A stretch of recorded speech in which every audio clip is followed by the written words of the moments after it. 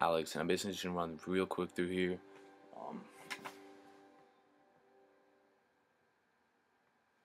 Um, Basically how you're gonna pierce your ears if you want to do it yourself. Like, this is just me personally. Don't mind me not wearing a shirt. It's Maryland. It's hot. It's night. It's actually like almost 2 a.m. when I'm doing this. But basically I want to pierce my ears, and I didn't want to pay for it. And I figured, I could do this myself. And I'm sorry, people are sleeping, so I'm gonna be a little bit quiet. First thing you're gonna do, I actually use like just like a, what do you call these things? Like a random pin thing. Just because I knew I could push it through. When I did actually put the earring in, I did have to work at it a little bit. I've been sliding this one around a little bit more. Oh shoot, just took it out. Oops. Just so when I do put the earring in, I want it to go in smoothly. I don't want to have to push too hard. So basically what you want to do is you want to take this thing, put in a pot of boiling water, and boil it. You want it to be boiling, just leave it like 5 minutes. You want to kill, you don't want to get infection, right? That's not pleasant. You don't want your ear falling off from gangrene or something. You don't want that to happen. So make sure you boil it really nicely. Then after you do that, I actually took peroxide, I believe this is. Yes, hydrogen peroxide. You can tell by the darkened bottle, so it doesn't decompose. And you can use it. I use this to swipe down my ear. You could use, alcohol. I mean, you could just use soap. It's not that big of a deal. Make sure your hands are clean. Soap those up too. That's what I did. And then once you get to that point, take, ice. It's hard to see. Take ice, put it on the back of your ear, and give it a good 2 minutes. It's a good 2 minutes, like so. And you really want to numb your ear basically. And 2 minutes one side, 2 minutes on the front, and then you're gonna just push it through. It doesn't hurt to mark it if you're doing it yourself, so you can get it generally accurate. Honestly, just ice it. Apparently it makes it a little harder to push through, but when you ice it, it doesn't hurt at all. I mean, it's like a barely. It just feels like a pinch. You don't want to. You don't want to. You really want to ice it. Trust me. It's a lot more pleasant, and it's gonna hurt a little bit, but like, I'm not crying right now. I'm not like some tough guy who's like, yeah, I got my arm chopped off. Not that kind of deal. I'm gonna put this in. I don't know if I'm gonna do it on here. It's really hard to see. What you're gonna want to do though when you do put your earring in, is you're gonna take the back off. You're gonna want to put it in the hole you can see, and then you're gonna want to put your thumb on the back of your ear. Um, you're gonna want to put your thumb. Oh, shit. Check that out. I'm gonna do this real quick, but you want to put your thumb on the back of the ear so you can feel this little thing moving around. So you can feel it, and then you can stuff it through, and it's gonna hurt a little bit, but that's what I did. Put it back.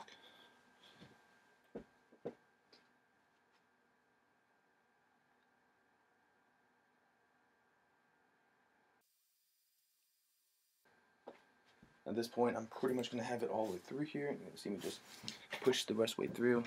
Simple as this. You don't want it to go at an awkward angle. It's gonna be uncomfortable. Just kind of push. Trust me, let me see. It's a little unpleasant, but almost there. Can't, maybe it's a little bit wet. That's the problem I'm having right now.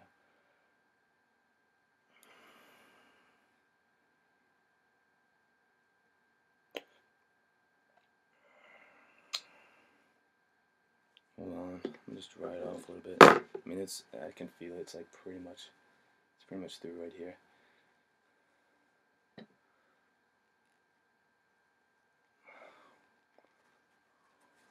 Come on, dude.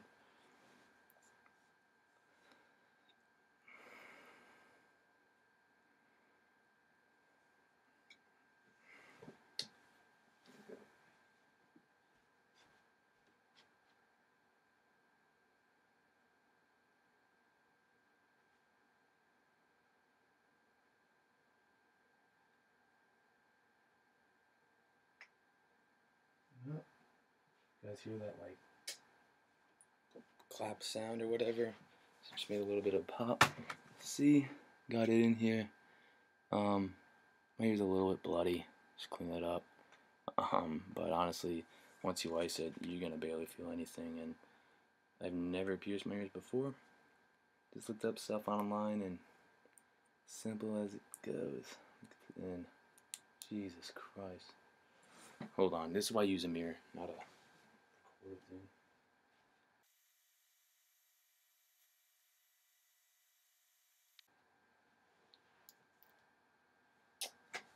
There you go. 2 years pierced, and you know they hurt a little bit, but I mean, what do you expect? Just gonna wash them up, and that's it. So basically, thank you all for watching. Easy as that. Do it yourself. You know, whatever. See you guys later. Follow-up video just showing you I was alive, and my left ear is a little bit swollen. This is one I had a little trouble with, and you know, it's probably because it was dark. I'm trying to do it in like a webcam type of deal. It's you really want to use you really want to be lit up, and you really want to be using a mirror. So just want to run through everything real quick in case you missed anything. So first thing you do, you're gonna find something you're actually gonna be using to pierce your ear. In this case, I use a safety pin. You know, sewing needles should be fine. You know, whatever. It doesn't hurt to have a little thicker than this. It really depends on how thick the earring is you're actually putting through your ear. You don't want to stretch your ears, so you want to make sure this is basically making a big enough hole. You're going to put it in a pot of water and boil for 5 minutes. You can put it through a flame. I just didn't do that personally. You know, it just wasn't me. I felt a little more sanitary boiling it for 5 minutes because I knew I really was killing everything in there. Once you just leave that to boil, whatever, pretend it's boiling, you're going to want to wash your hands, make sure they're nice and clean, you know, good 30-second rinse, nice soap, all that good stuff. You really want this to be sanitary as possible. You want to reduce your risk of infection to like, you know, 1%, you know. Really want to reduce this risk. And then you're going to take, you know, rubbing alcohol, you know, hand sanitizer would actually probably be fine.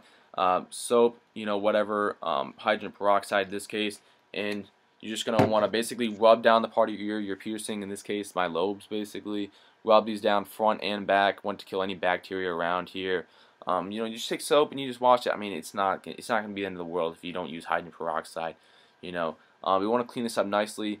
Then when you actually pierce your ears, you really, again, good lighting in a mirror. So basically, a lot of you probably go to the bathroom, close your sink. You don't want your like earrings falling down the sink.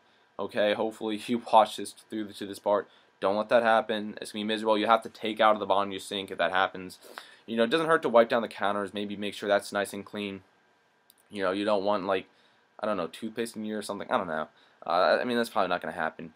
Then what you're going to do is you're going to want to take ice. I held mine in a paper towel just because ice is slippery. Holding a paper towel and it basically adheres, and you're just going to hold it behind your ear, you know, for you know, a good 2 minutes. 2 minutes should be fine, honestly. You know, if you want, you can do front and back 2 minutes. You know, it's not that big of a deal. Just want to basically get it nice and numb. Once you do that, some people use like a cork behind the ear, like what is it, like a cucumber or something.